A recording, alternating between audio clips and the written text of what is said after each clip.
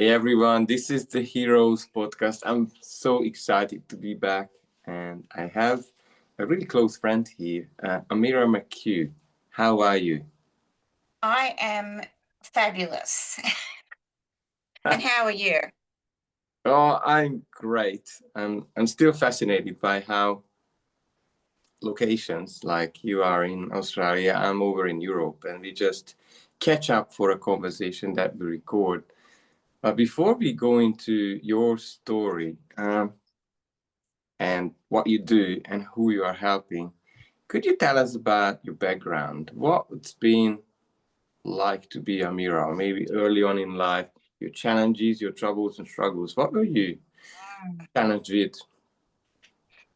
A lot of them. I was actually at a networking meeting just before we started this, and one of the things we were talking about is branding.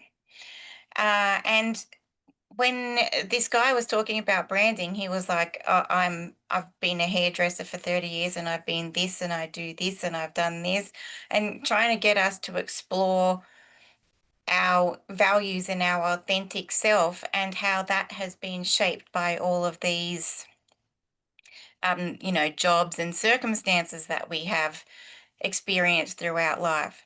And I thought, it's interesting that my personal experiences, there's no certificate. You don't get any qualification for these things.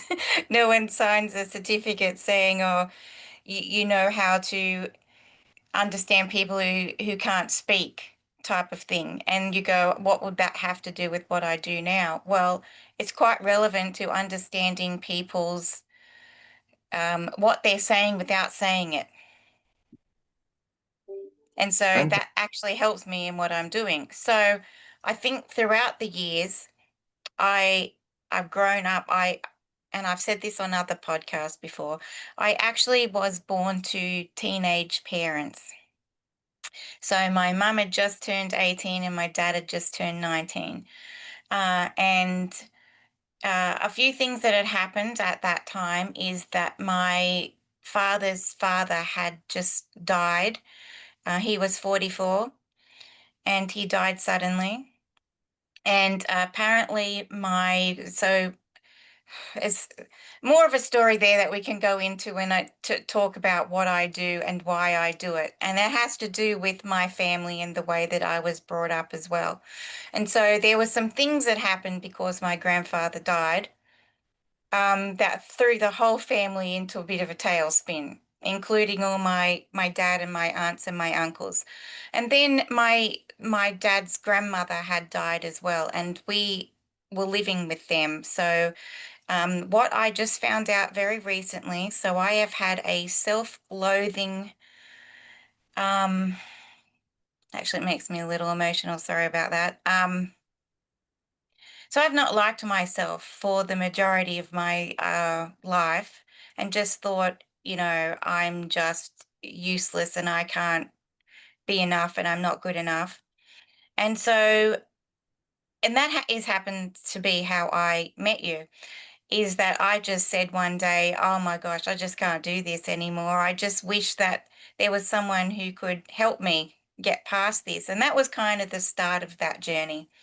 Um, and so one of those things that I found out, my dad actually has been writing some stories, and he wrote about what I just described then. And in it, it said, and remember, I have thought for 54 years I was just this burden on teenage children.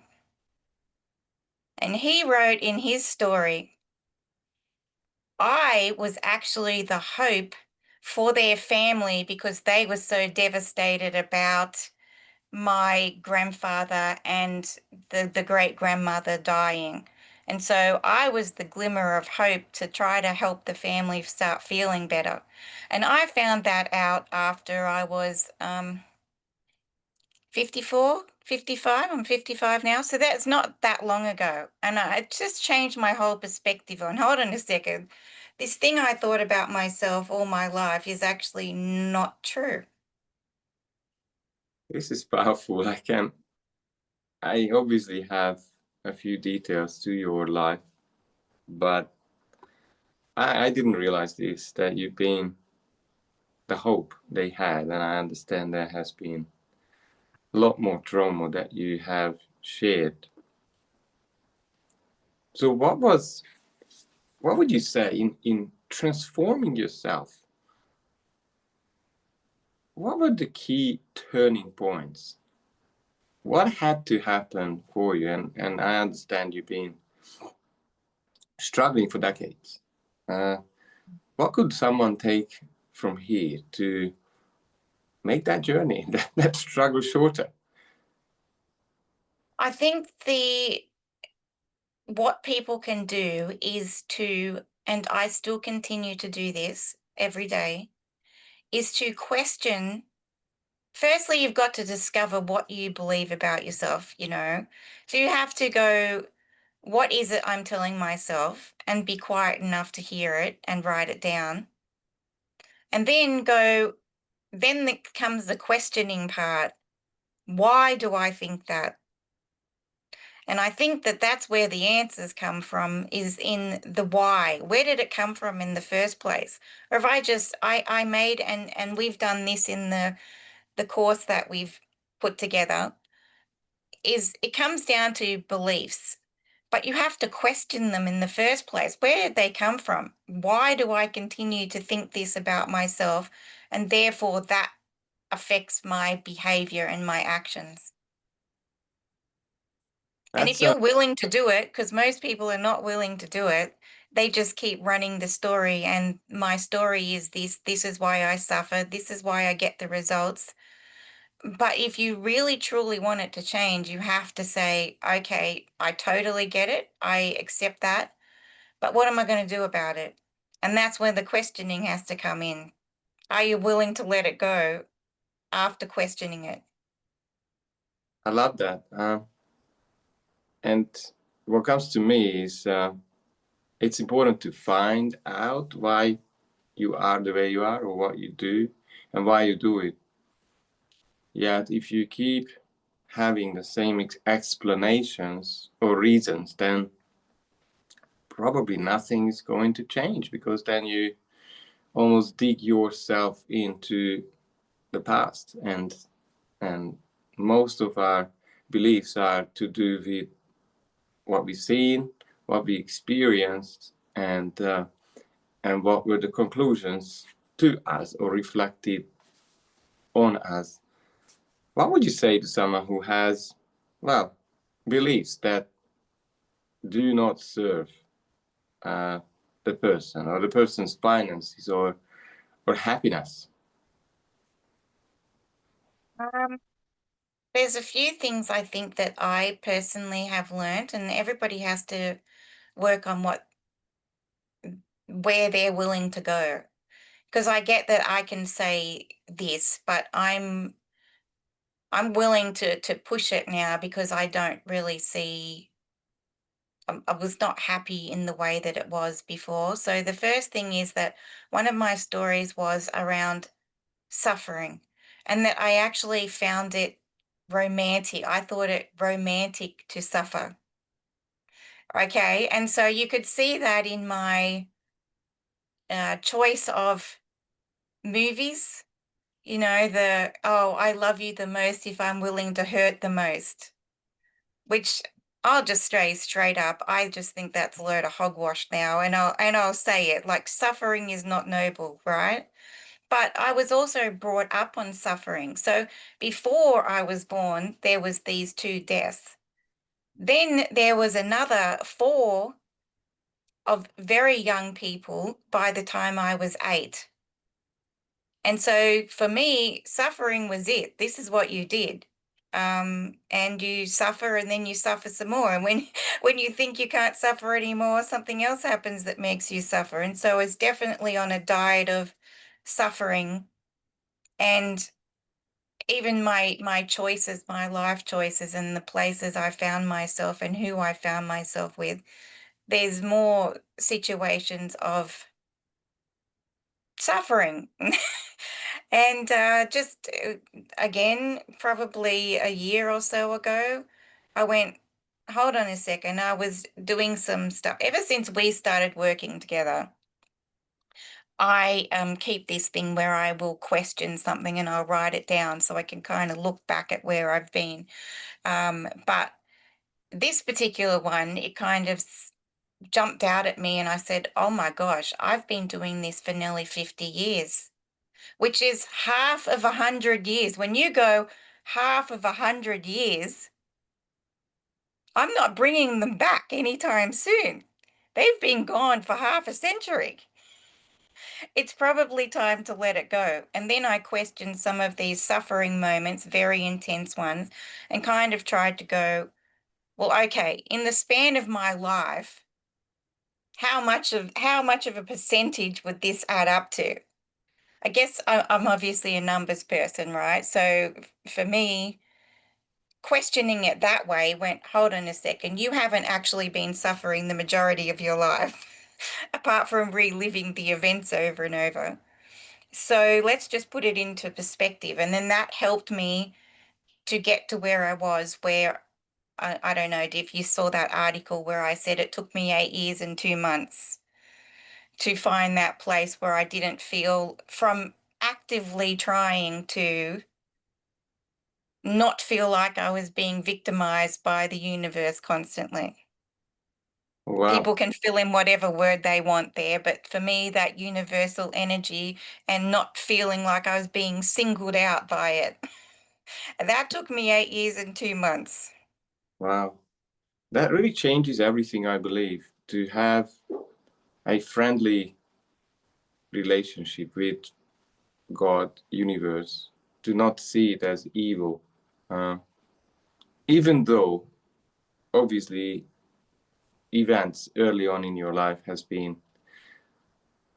quite challenging and traumatic. But you really highlighted one more thing, and I see this quite often when people reach out to me, is this: they're so conditioned by what happened in the past. They are, as you said, having films and romanticized ways. You almost keep that trauma living in you, and have those recurring experiences that are, at one point you realize they are not serving me yet because you're used to this and you're used to living there, you almost want to recreate the pain, and that does not serve. The word does not serve you. It's just something that happened to you, yet the mind loves to get addicted to have more of that. Have you got It's anything to say? interesting you say that because I realized that I was addicted to that and that I was extremely uncomfortable with feeling good. Wow. uh, Because if I felt good for too long, I remember I was like, uh-oh, something bad is going to happen. And so then I started to started to work with myself with on how how do I feel comfortable with feeling good and not be terrified of it? yes. It's a thing where people, and I come across quite a few of these cases where one cannot believe. I was just talking to a mom 3 days ago. She said, I just can't believe that things are so good. She said, "Oh, we haven't got those problems, these problems, the health breakdowns, and now I'm also going back to work. 3 beautiful children. We have money. I'm literally looking for trouble, looking for things to collapse." Yep. Yep. She was driving herself crazy with that idea. Yeah. Because you get used to it. You get used to, and I think that it also comes, this is something I learned from one of my previous workplaces, is that when you grow up in that sort of trauma and some other stuff that goes happen that, I'm not going to really talk about. But like that suffering cycle, or you can say an abuse cycle, or any of that. So what happens is you kind of go round, round, round, and it builds up, builds up, builds up. Then there's that big blow up. And so and then everything's peachy and lovey and all of this stuff, and then, oh, it's all lovely, and then what happens? It kind of builds up, builds up, builds up, and then it blows up. So then you kind of get used to that roller coaster of when things are good, we know the next phase is things are going to start to build up and not be good. And then something terrible is going to happen that makes us feel terrible. And then we're going to go around. But we may not be realizing that that's what's happening and that we're used to that. I can, I would love to relate to that a bit, because I was living my life with things are not perfect and something does challenge me, and I hated that idea when I was just going well in my age 20s and 30s, and obviously that I was challenged in some area of life, and I found that yes, what if it's normal? It's not that we have to go through trouble and struggle. It's the way that it's the nature of this three-dimensional universe. Things change, people change, and we are here to grow. So then, if everything is perfect, then we haven't got a chance to look at ourselves, to look at who we are, what we do, why we do what we do, and reflect and maybe ask for help and move on to our next version. Yeah, I mean, you see it with the seasons, right? The weather doesn't stay the same all the time. It changes seasons. And also, how do we know what good feels like if we don't experience something that feels yucky? How do I, we know the difference? I love that idea. So, who are your Like if typical? you're starving and then someone gives you a plain, boring cracker, and it's the best cracker you ever ate. But if you're well fed, that cracker doesn't taste so good anymore. Yes, so true. Who who are your typical clients? What would you say if someone is listening to this call, this video or sound recording? Then who who is your ideal or typical client? How would they know?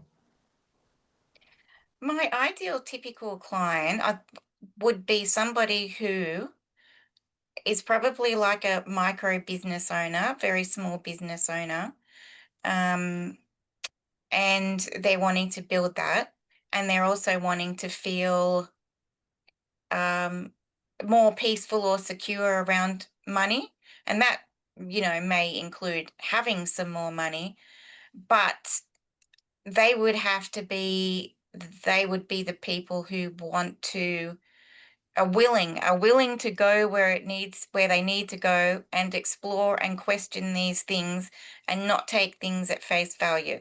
Not be, oh, it is the way it is and nothing's going to change. It'd be like, hold on a second, I'm willing to look at why they might be the way that they are and question that in the framework of, yes, your mindset, but also in the practical things, because I am a qualified bookkeeper and spending planner. And so, yes, the numbers count. But if you're terrified at looking at them and or having a conversation about it, I can't help you no matter what. So that's where the whole idea about, peace with money, or if I just had enough money, questioning that thinking first. So then you can actually speak to me and we can have a real conversation about the numbers and where you want that to go, where it is now, and what we can do about it. Love it. And you mentioned peace with money. Uh, Mm. did you want to talk about that? Yeah, so that was my idea many years ago, and I asked you to jump on board with that. Um, and it's not, so sometimes, let's be honest, people have a shocking relationship with money, right? And most people do, whether you've got a little bit or you've got a lot of it. It never seems to be enough. And I do get to see the behind the scenes of that maybe other people don't, because I am working in people's businesses and helping them decide where they're going to spend their money and how much they actually get. Not what they pretend that they've got, but what they really do have. or not have. And so it was like, hold on a second. There's this recurring theme that just kept happening where people would just have all this self-loathing, or they'd have these ideas about money, or we'd fix something and so things were going well, and somehow they'd shoot themselves in the foot. And the things that were not typical about them, like they never get a speeding fine. Next, they've got two in 2 weeks. Like, what's going on here?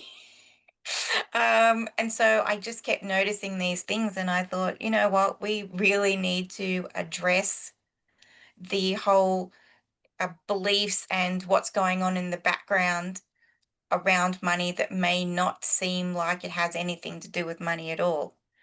And so that course is available, but it's also about to get another bit of an overhaul with 3 other lessons involved in that. So we're going to take it even further, because the further I grow and the more that I use myself as a guinea pig, the further I'm willing to push it for people. So, and What? we're also keeping it super affordable, because I am really not in that space where I go, oh, if you want it badly enough, you're going to have to pay me thousands. No, I'm not. I'm not in that space. I want you to have the opportunity to be able to use it and start exploring things for yourself, and then you can choose to take it further or not. Thanks for sharing that. What could you help with if someone is in this vicious circle around money not working out, not enough, too much, wasting it? What would be 3 things to do now? 3 tips that could start to change their behavior, how they treat themselves and their finances.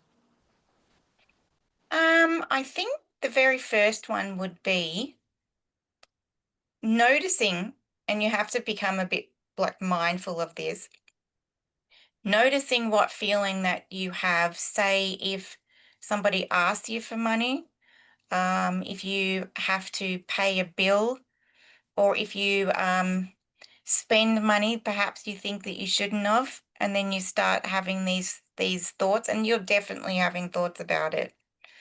I would say actually capture that. Whether you just, get your mic off your phone and record it, write it on a piece of paper, write it in your notes in your phone, whatever, just make a record of that so that you can then have something to work with. And it is, to be honest, it is actually very difficult to try to work on things yourself. And nobody could tell people that better than you, right? Because we have these filters. And so we only see the world the way that we're programmed basically to see it. And so sometimes we actually, quite often we need somebody else to go, did you notice that this keeps happening? Or did you notice that you said this?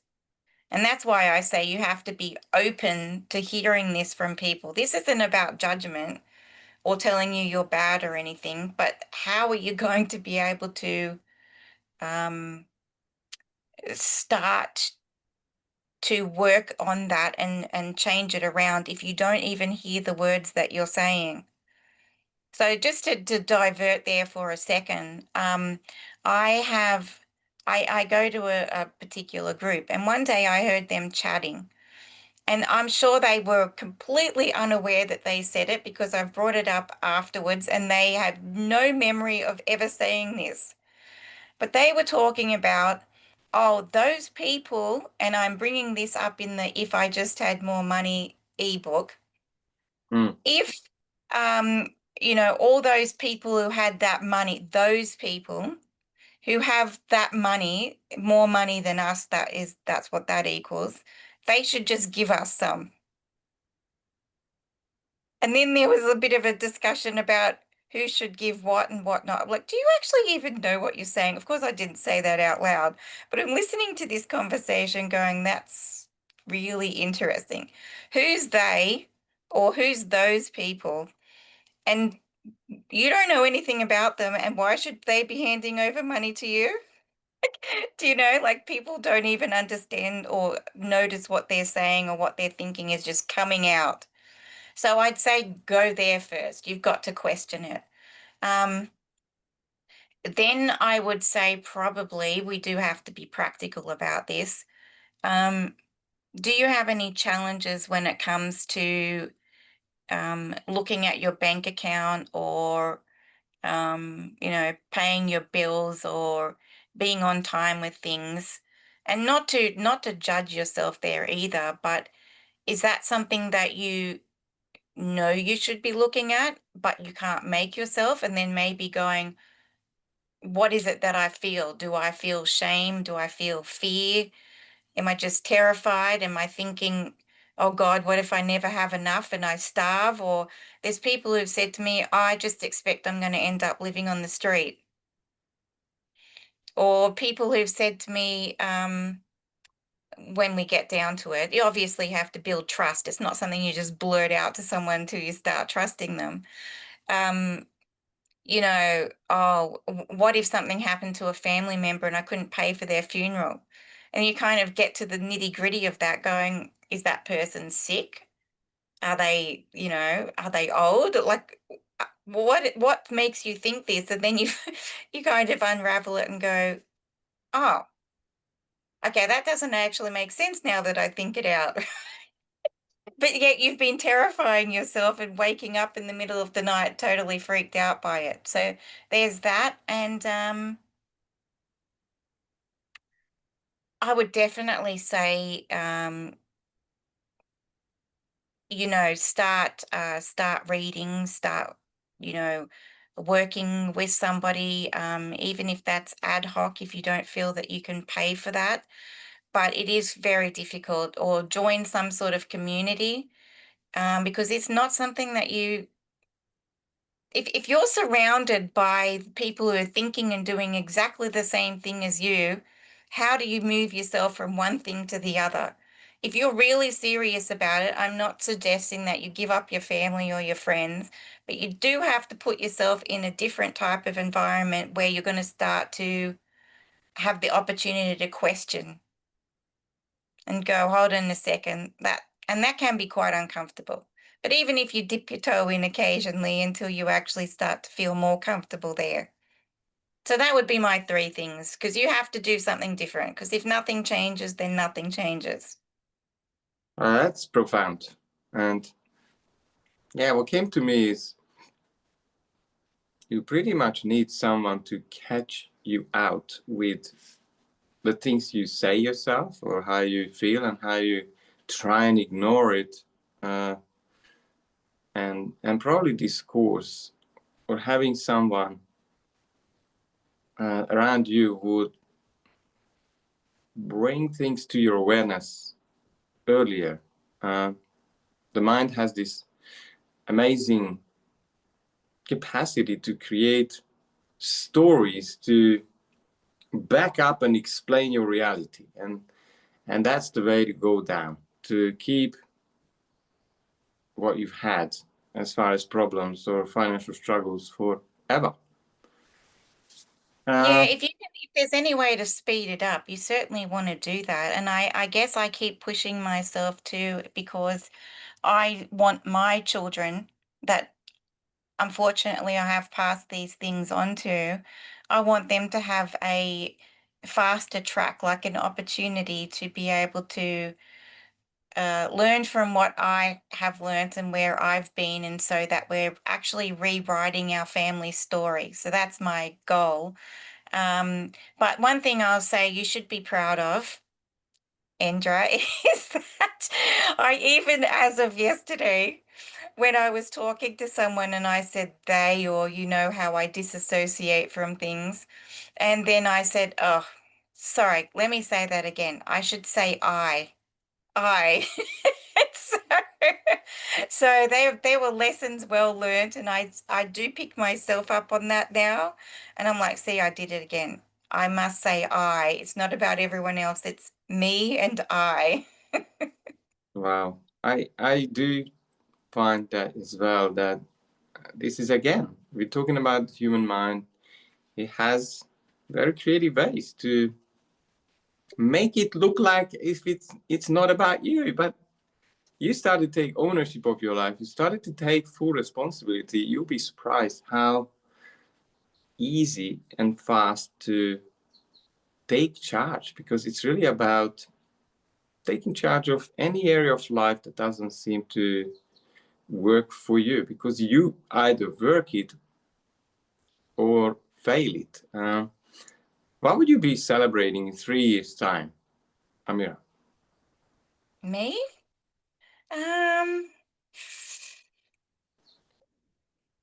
I want to be celebrating a couple of books that I actually finally finished writing.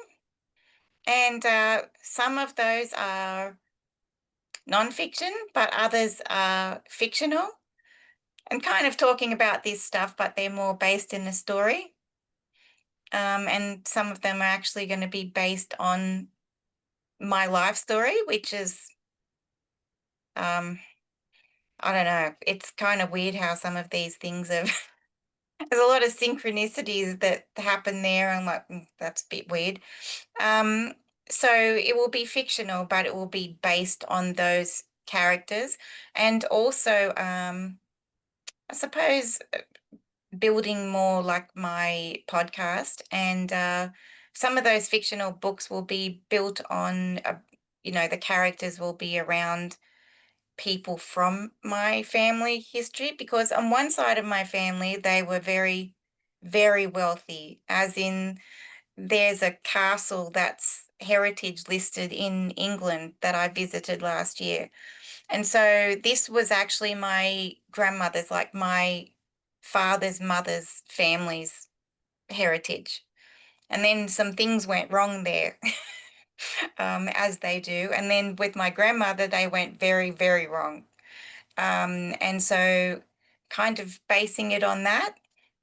And so we can kind of learn things, but more in a fun story way.